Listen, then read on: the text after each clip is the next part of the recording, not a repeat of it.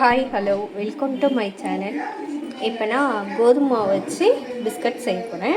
வாங்க எப்படி செய்யலான்னு பார்க்கலாம்.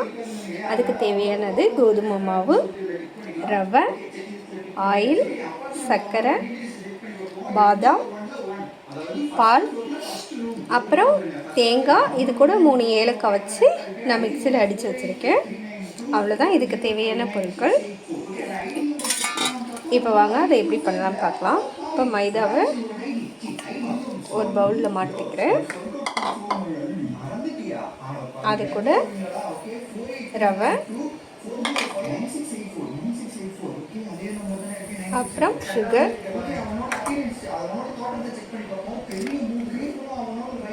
அப்புறம் கொஞ்சமாக பாதாம்,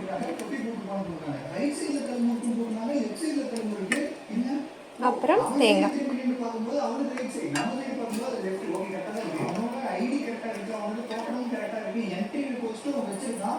இதை கொஞ்சம் மிக்ஸ் பண்ணிக்குவோம்.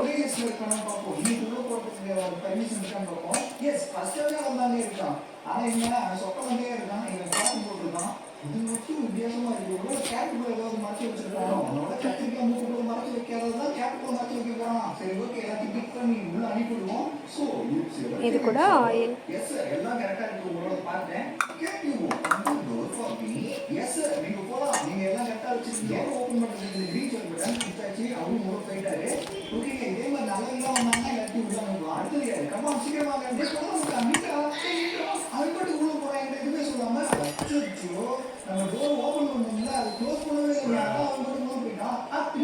இது கூட பால் கொஞ்சம் கொஞ்சமாக மிக்ஸ் பண்ணி மாவை நல்லா கெட்டியாக பிணையணும்.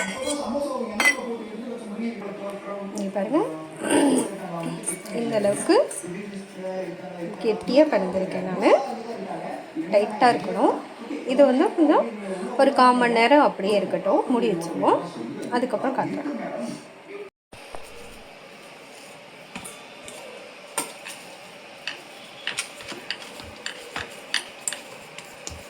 இந்த அளவுக்கு மாவு எடுத்துக்கணும். ரொம்ப போர்ஸ் பண்ணணும்னா லைட்டாக. இங்கே அடுப்பத்தை வச்சு கடாயை வச்சு எண்ணெய் ஊற்றி வச்சுருக்கேன். எண்ணெய் காஞ்சிடுச்சு. இந்த மாதிரி ஸ்கொயராக எடுத்துருக்கேன். இப்போ எண்ணெயில் போட்டு பொரிச்சிருக்கலாம். தீயை கம்மி பண்ணி வச்சுக்கோங்க. சுட்டோன்னே எண்ணெய் சுட்டோன்னே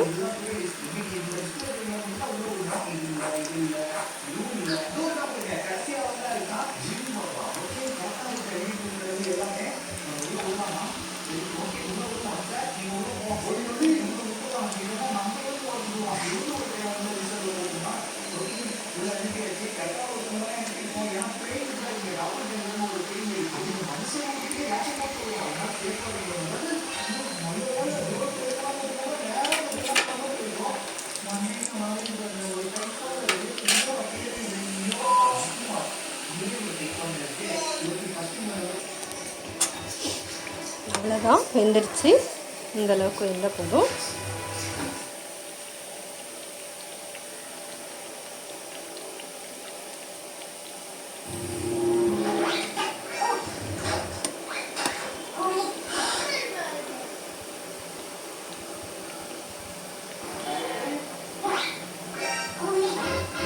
எண்ணெய் கொஞ்சம் நல்லா வடிகட்டிக்கோங்க.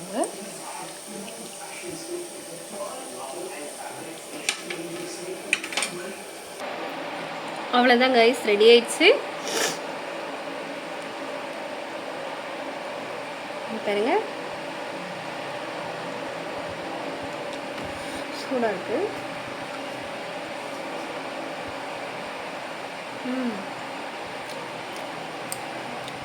செமையாக இருக்கு. எடுத்துக்கோ.